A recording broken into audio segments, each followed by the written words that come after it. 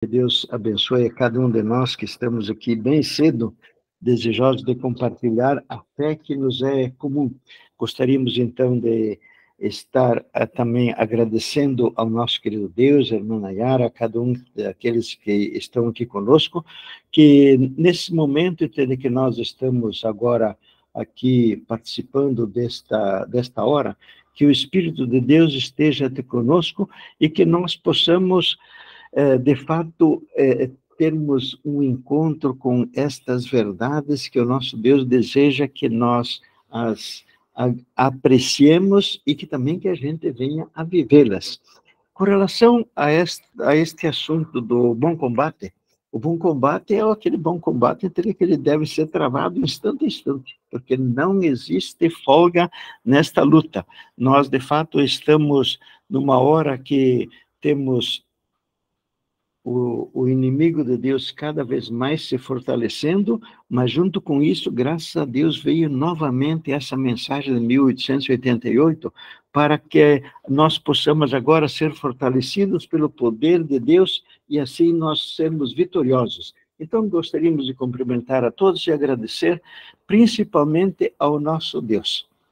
Então, com relação a esta parte do fermento, nós verificamos que é uma das parábolas muito interessantes, e eu digo para vocês que durante um longo tempo eu não tinha uma compreensão do que significava esse tal de fermento. Eu lia no Espírito Profecia, porém eu não conseguia compreender bem, então dizia que era o Espírito Santo, mas o Espírito Santo é uma informação, entende, que às vezes ela não é tão específica. O que de fato significa este fermento que ele age sobre as 3 medidas de farinha e ele leveda toda a massa.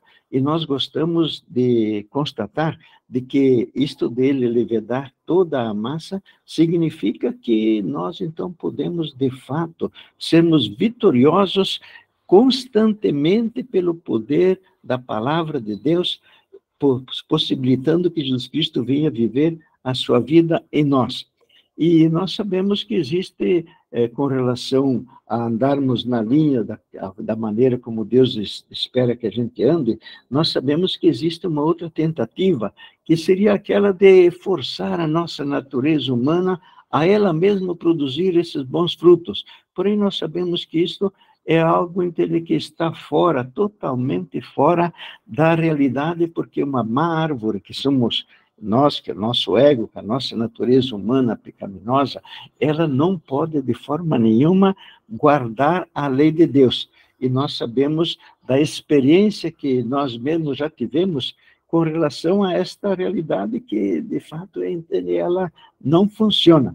Então, esta energia, para que nós mantenhamos dentro dos princípios de Deus, ela precisa vir de dentro para fora, porque se nós quisermos forçar a nossa natureza, nós estaremos agindo de fora para dentro e, lamentavelmente, nós não temos nenhum tipo de poder de criar um único motivo realmente altruísta. A única maneira que existe para criar os nossos motivos, os motivos que Deus possa aprovar, é se o nosso Deus age em nós. Porém, nós queremos também frisar aquela outra partezinha, que às vezes alguém poderia assim, compreender que bastaria o poder de Deus e logo tudo iria se alinhar da forma como Ele deseja.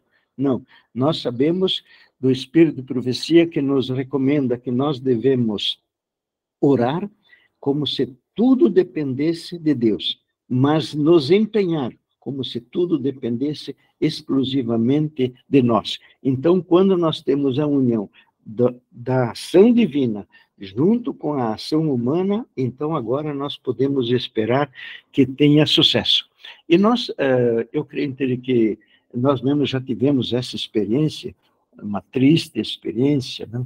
De que nós gostaríamos de ter tido mais sucesso na nossa vida, e enquanto a gente não tinha entender esse tipo de informação, o inimigo de Deus, de fato, ele conseguia fazer com que o ego se sobressaísse e ele dominasse, por qualquer contrariedade, por qualquer decepção. Então, nós tivemos já a experiência do fracasso, então agora nós podemos, com mais firmeza, estarmos dentro daqueles que vão apreciar muito a mensagem de 1888.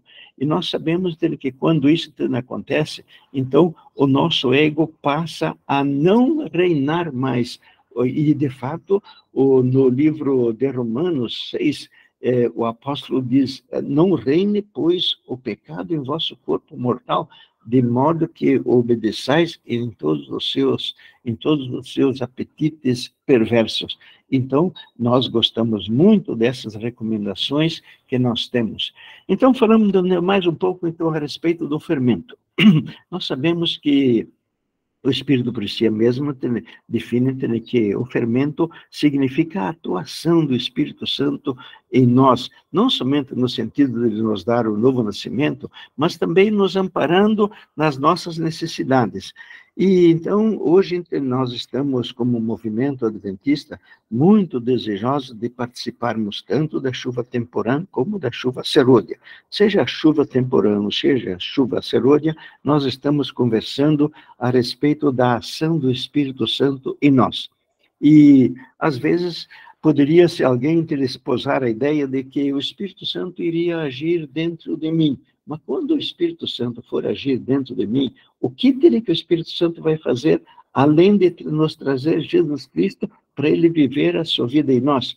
E como então nós temos uma informação do Espírito de profecia, que nos diz de que, quando nós citamos a palavra de Deus, Jesus Cristo vem viver em nós. Então nós sabemos que o fermento, ele tem a ver com a ação conjunta da divindade em nós, porque o próprio Jesus Cristo falou que eles viriam e fariam morada em nós. Então não existe isso do Espírito Santo trabalhar de forma isolada, ou Jesus Cristo trabalhar de forma isolada, ou Deus Pai trabalhar de forma isolada.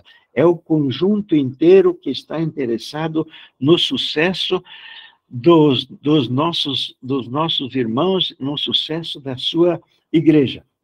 Então, nós não devemos, de forma nenhuma, tomar também e fazermos uma doutrina ou acreditarmos, esposarmos uma ideia baseada apenas num único ensinamento. Por exemplo, aqui nessa parábola do fermento, entende que a farinha ela foi levedada, mas ela não fala como entende que a farinha foi levedada. Então, agora nós sabemos que, de fato, isto é possível pelo poder da palavra de Deus. Porém, o poder da palavra de Deus, apenas citando a palavra de Deus, também não vai produzir os resultados.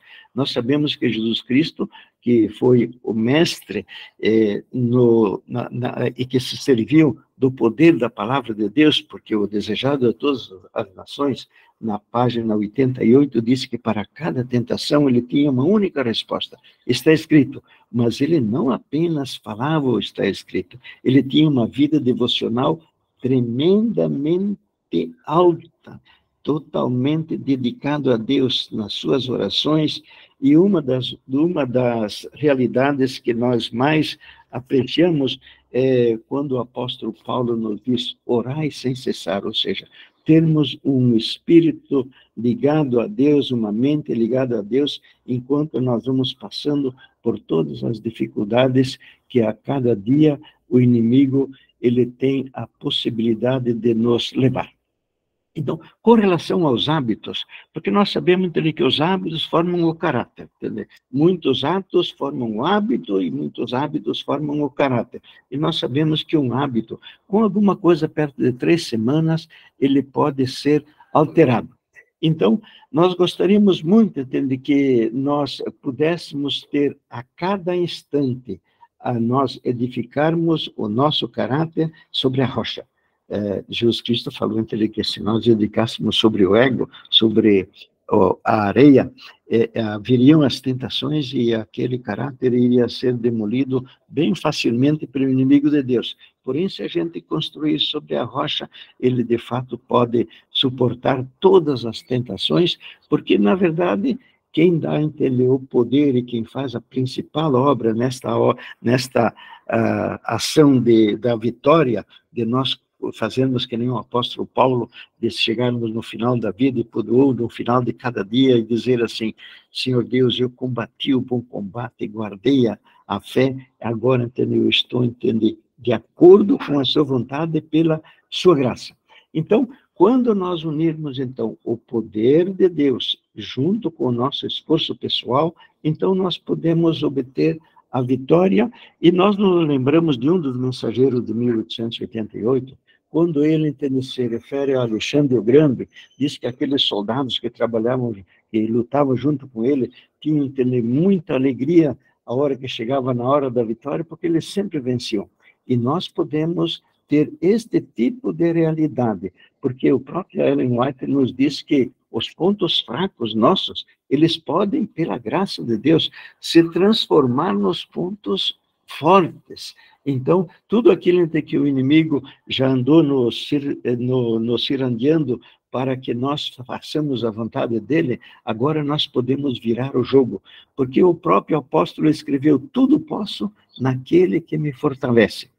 E no livro de Isaías nós lemos assim: de mim se dirá, deveras no Senhor a justiça e força.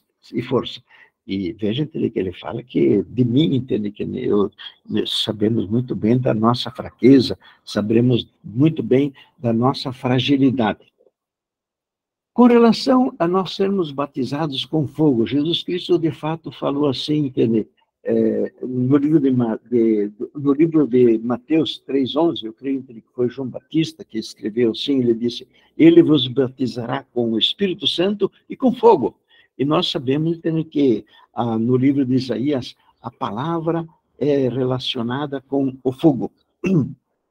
Ellen White também escreveu, isto, entende, nós temos, entende, muito respeito por aquilo que o Espírito Profecia nos revela, porque o Espírito Profecia foi, entendeu, o instrumento que Deus nos deu para clarear a nossa mente, para que a palavra de Deus pudesse se tornar mais compreensível a cada um de nós. Veja, entende, que tipo de citação interessante.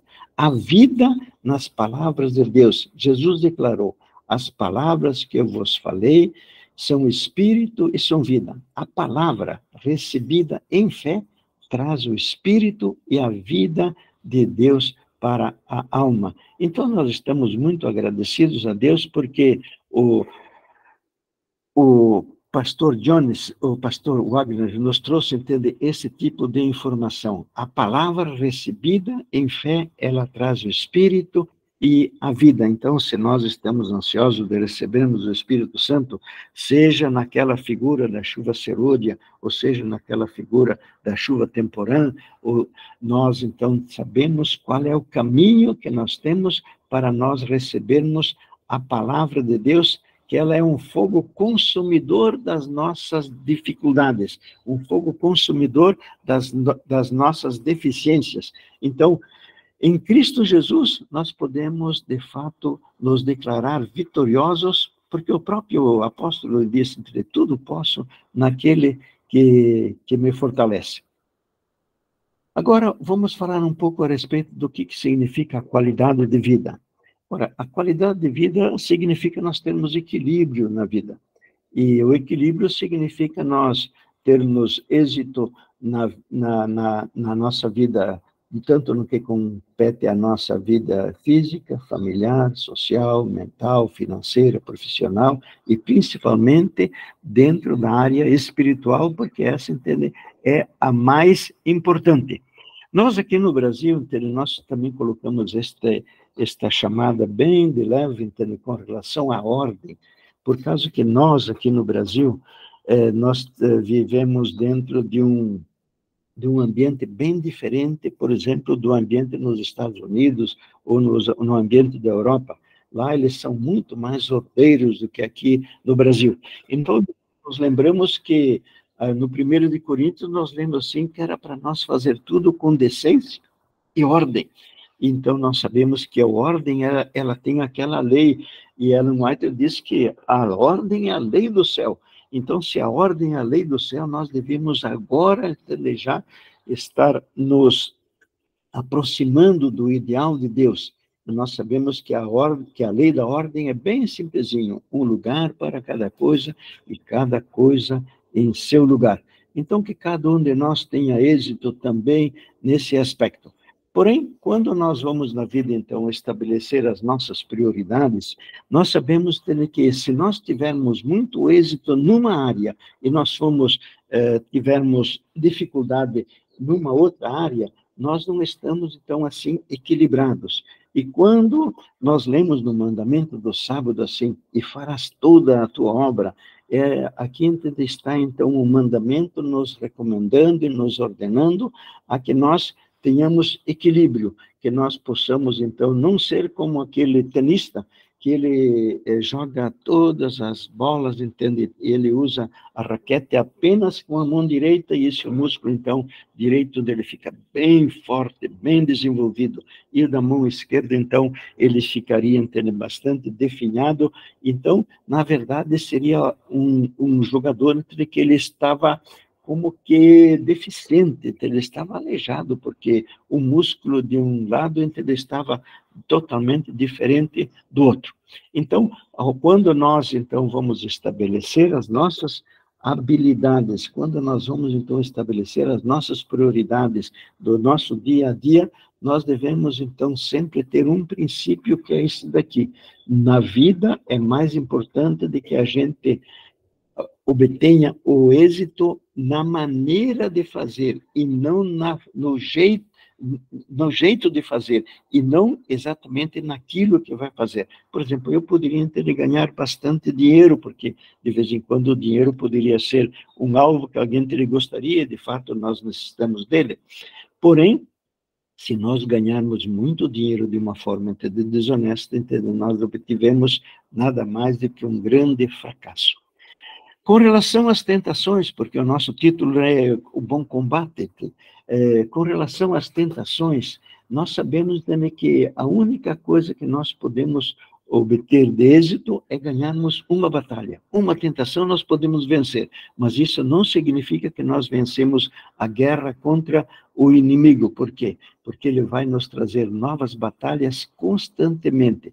Então, existe alguém que poderia até dizer o seguinte: olha, que sucesso que eu obtive, entendeu? Eu matei meu ego. Não, nenhum de nós vai conseguir matar o ego enquanto nós estivermos vivos, enquanto nós estivermos respirando. O ego, o máximo que nós podemos fazer com relação ao nosso ego é apenas mantê-lo subjugado. Pelo poder da palavra de Deus, com todo o nosso empenho, nós podemos vê-lo subjugado, porém ele nunca vai estar eliminado. Não existe isso, porque se porventura eu pudesse, então, chegar a matar meu ego, ia ter de carne santa, entende? A carne santa é uma quimera, não existe esse tipo de realidade. Muito bem. Agora vamos falar um pouco a respeito da competição.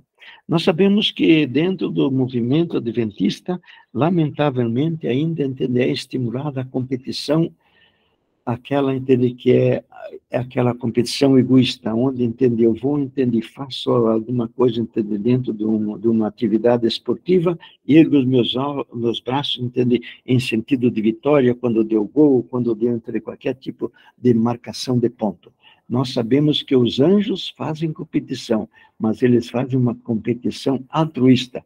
E nós sabemos que nós usarmos as nossas habilidades no sentido de humilhar um dos nossos semelhantes, ainda que ele concorde em estar fazendo esse tipo de jogo junto conosco, nós sabemos que está fora da finalidade, porque o nosso Deus, quando ele nos deu habilidades, ele nos deu habilidades para servir e não para humilhar aquele que tem menos possibilidades ou menos habilidades do que nós num determinado momento.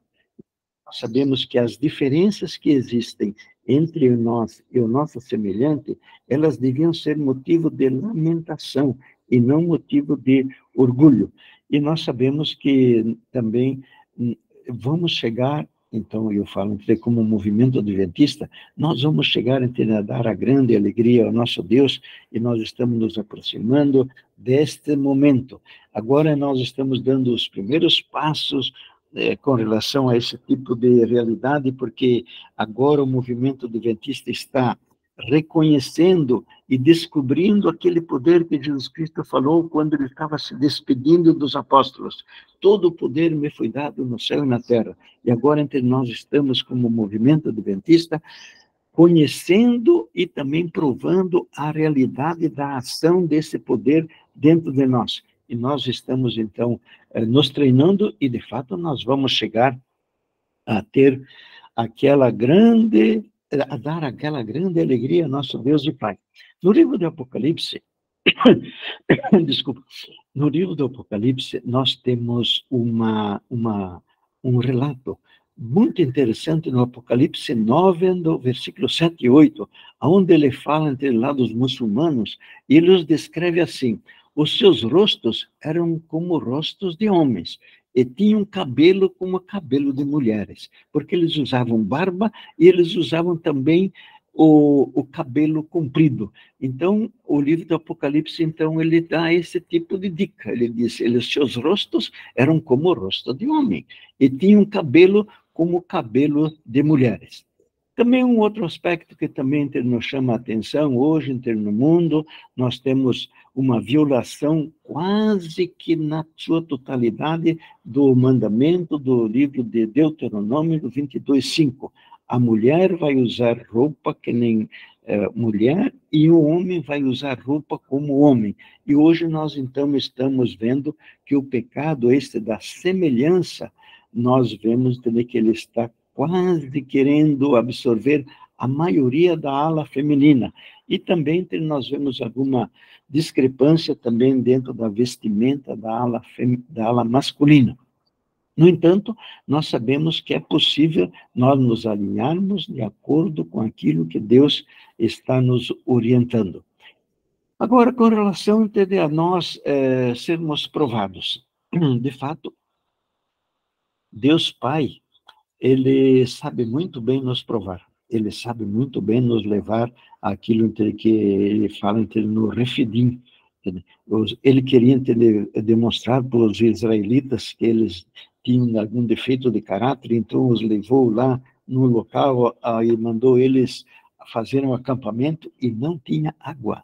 Então, este aí é o nosso Deus, ele sabe muito bem quais são as nossas necessidades, ele nos conhece bem melhor do que nós. Então, quando ele nos leva numa dificuldade, nós devemos agradecer a ele, porque ele está buscando, através da dificuldade, nos levar à compreensão de uma deficiência, para que a gente vai até o Jesus Cristo, vai até o poder da palavra, e que dessa forma, então, nós possamos sair de lá vencedores. E se nós, formos refrescar a nossa memória, nós vamos verificar que, de fato, ele faz isto mesmo. E quando ele está nos levando numa prova, eu, pelo menos pela minha experiência, eu tenho visto.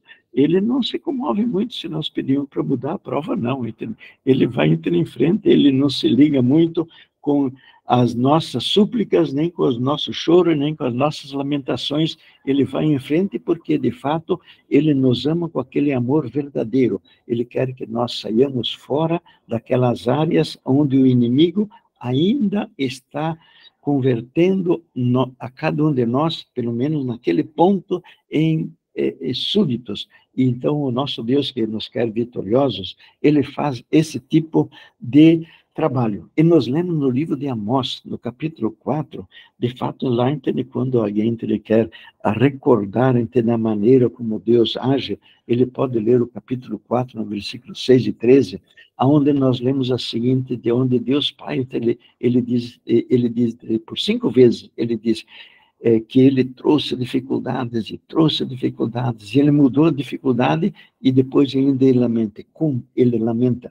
contudo, não vos convertestes a mim. Então, quando nós chegarmos à hora de que estamos sob uma aprovação, nós deveríamos pedir ao nosso Deus, Senhor Deus, qual é mesmo, entende, a dificuldade que o Senhor está querendo corrigir em nós, e nós temos certeza que o Espírito Santo vai, então, nos ajudar. E quando o Espírito Santo, então, nos ajuda, nós devemos agradecer ao nosso Deus, porque ele nos levou num desses refidim, aonde não havia água, não havia, entende, algo, entende, que pudesse ser agradável ao nosso ego, porque o nosso ego, entende, que somos exatamente aquilo que somos nós, ele tem uma limitação muito grande. Nós achamos, entende, que Deus está conosco apenas quando tem as coisas dão tudo certo, mas dão tudo certo segundo a minha avaliação, mas a minha avaliação é pobre e ela é viciada. Porém, quando, então, nós estamos diante de uma dificuldade, nós devemos nos lembrar daquilo que Ellen White também nos escreveu. Ela escreveu o seguinte, que as dificuldades, as provações, não são das menores bênçãos. Então, nós temos isso também no livro de Hebreus. Veja, entende, que está aqui, entende, em amarelo, aquilo que nós lemos no livro de Hebreus 12. Filho meu, não desprezes a correção do Senhor, e não desmaies quando por ele fores repreendido, porque o Senhor corrige o que ama, e açoita qualquer que recebe por filho. Se suportais a correção, Deus vos trata como filhos, porque que filho há que o pai não corrija? Mas se estáis sob disciplina, da qual todos são feitos participantes, sois então bastardos e não filhos. Ou seja, se nós não temos disciplina, se Deus não está nos corrigindo, aqui, entende, o apóstolo diz, entende, que nós estamos fora da categoria de sermos aqueles filhos de Deus. E nós vemos também no livro de Timóteo, aonde nós lemos assim, porque em verdade todos os que querem viver em reverência a Deus, em Cristo Jesus sofrerão perseguição, e Deus é fiel, que não permitirá que sejais provados além do que podeis suportar. Antes, dará a saída para a vossa prova, de modo que a podeis suportar. Então, nós estamos sendo assim tratados, estamos lidando com o nosso Deus, que ele é onisciente, onipresente, onipotente, porém, ele é extremamente camarada, muito misericordioso conosco, no sentido de que ele nos prova, mas ele está também desejoso de que nós nos sirvamos do poder que existe na palavra de Deus. Ele está sempre com a mão estendida, querendo nos livrar exatamente daquela dificuldade que ele mesmo trouxe sobre nós. E nós vamos sair da dificuldade vitoriosos quando nós compreendermos o porquê que nós fomos motivo daquela prova. E se nós pedimos ao nosso Deus, lá está então uma área onde nós podemos então conseguir aprender. E aqui nós temos mais um outro motivo no livro de Tiago 1:2, algo que é extremamente, assim, muito revelador e também surpreendente, porque ele diz assim, veja, que o Tiago diz o seguinte, meus irmãos, tende por motivo de toda alegria passar por várias provações. E nós nos lembramos que quando Ellen White, então, vai explicar o porquê desse motivo de toda a alegria, ela diz, entende, que Jesus Cristo, ele não pode ser atingido por Satanás. Satanás não consegue atingir Jesus Cristo. Então, a forma que o Satanás tem para atingir Jesus Cristo é ele ferir os seus filhos, trazendo sobre eles dificuldades e muitas tristezas. Então, o motivo da alegria é exatamente porque neste momento que nós estamos passando por provações, na hora que as dificuldades bateram firme na nossa porta, nós estamos naquele momento participando do grande conflito.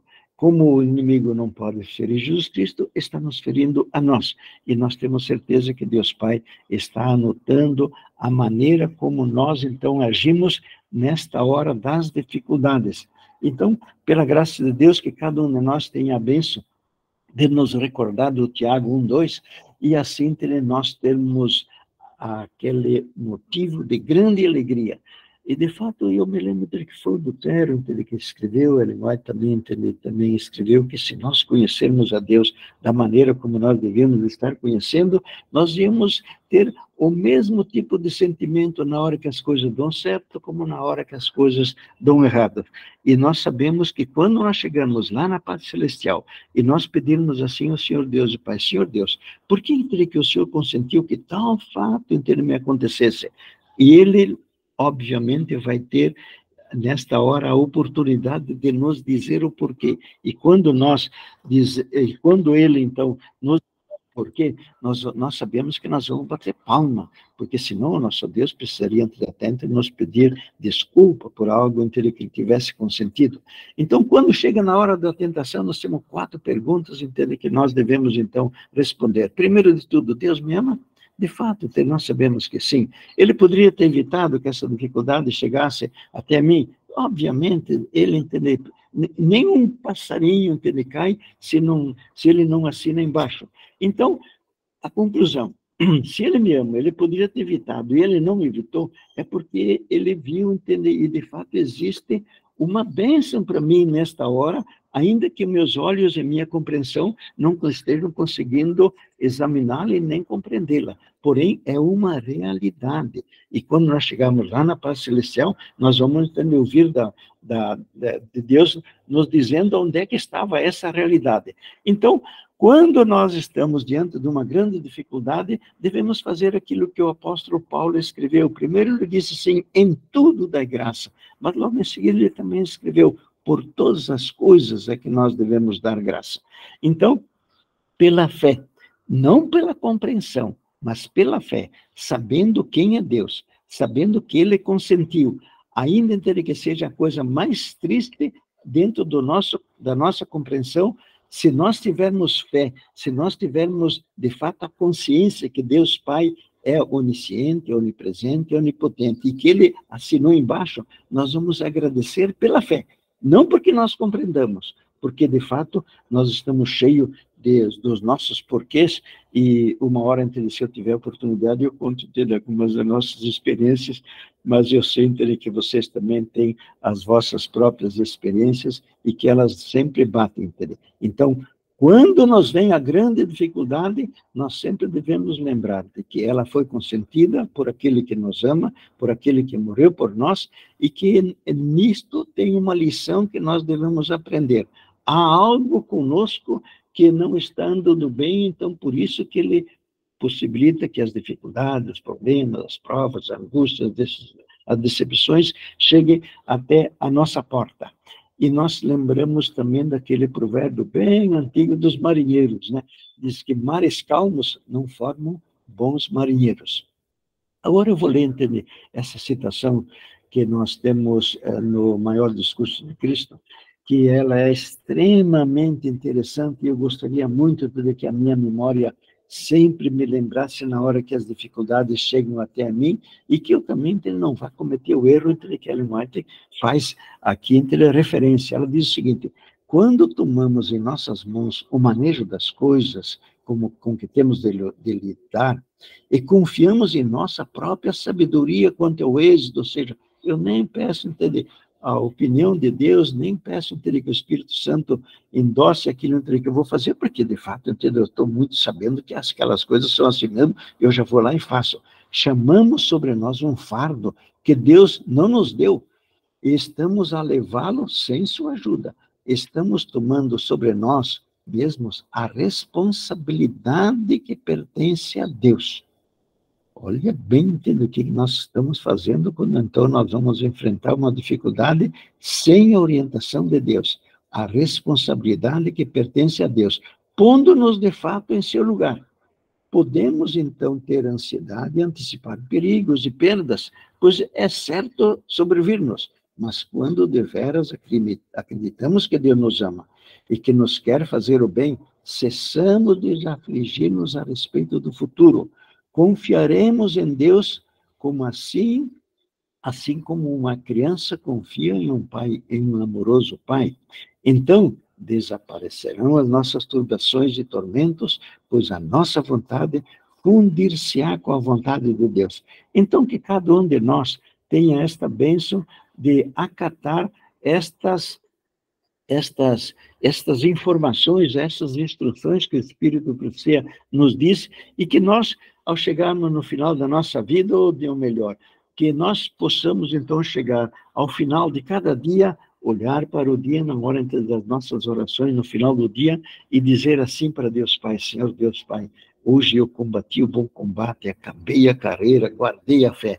Desde agora a coroa da justiça me está guardada, o qual o Senhor, justo juiz, me dará naquele dia, e não somente a mim, mas também a todos os que amarem a sua vida, a sua vinda. E nós sabemos entender que esta realidade, daquilo que o apóstolo Paulo assim confessou, nós não devemos esperar o final da vida para falá-lo, certo? No final de cada dia, tenhamos por hábito nós termos esta bênção. E para que nós tenhamos sucesso, o fermento está disponível para cada um de nós. Que nós, então, tenhamos a bênção do nosso Deus e Pai, no sentido de nós permitirmos que Ele injete em nós aquele fermento que vai fazer com que as 3 medidas de farinha sejam levedadas, e nós esperamos que Ele faça isso para nós exatamente também nesse dia. Amém? Senhor nosso Pai, nosso Deus querido, em nome de Cristo Jesus, dá, Senhor Deus, a nós a bênção do nosso Deus nos ter naquele time dos vitoriosos, daqueles times, Senhor Deus, que se serviram do poder seu, do poder da sua palavra, no sentido dela nos trazer em cima para que ela nos trazer com sucesso em de nós guardarmos a sua lei. Possibilita-se também, Senhor Deus, com que esta mensagem, a mensagem de 1888, ela possa vir a ser compreendida e ser praticada por todos os teus filhos rapidamente, abrindo assim a porta para o retorno de Cristo Jesus. É nosso pedido que humildemente o endereçamos a ti, em nome de Cristo Jesus. Amém.